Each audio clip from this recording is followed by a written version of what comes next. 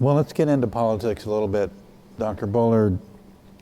I want to bring out something you said this afternoon at Rice, that we need justice, we need voting, we need democracy in order to fix climate. You cannot just fix climate by itself.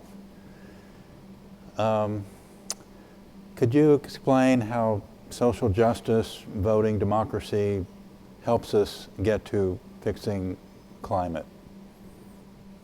Yes. I knew you could. Well, climate change will exacerbate all of the existing disparities, whether it's health, economic, environmental, social, racial, etc. And our justice framework overlay looks at climate change more than greenhouse gases and parts per million. It involves examining the responsibility, who caused this problem, and then vulnerability, who's most likely to be impacted disproportionately. First, worst, and longest.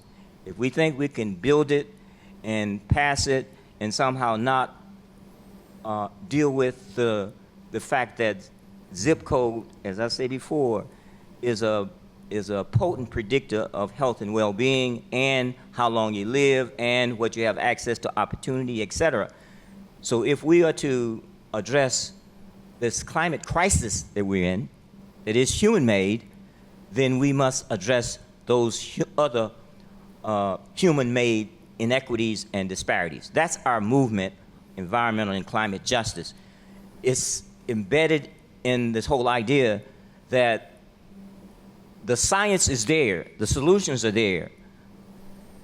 But when we talk about addressing those political and social and economic human elements, it becomes very difficult because we all have special interests. We all have ideas as to what we want to achieve and how we want to get there, until we just lay it bare that what we're talking about, and we have to not be afraid to put justice after the climate.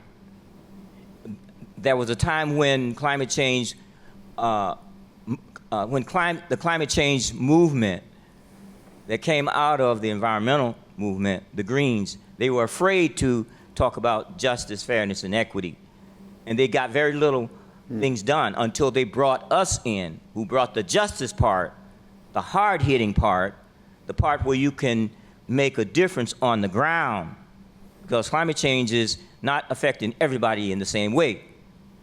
We're not talking 30 years from now. We're talking communities that are underwater right now, or they are in droughts, or they're impacted by tremendous kinds of climate impacts. And so that's what when you get to the nitty-gritty, that's how we can solve this problem, by making sure that we are not afraid to bring in the justice part and the equity part. It's not affirmative action, it's not DEI. Breathing does not have anything to do with no damn DEI. So when we talk about this, this is a real issue of justice, fairness, and equity. Now you asked me, that's my answer. Thank you for your answer.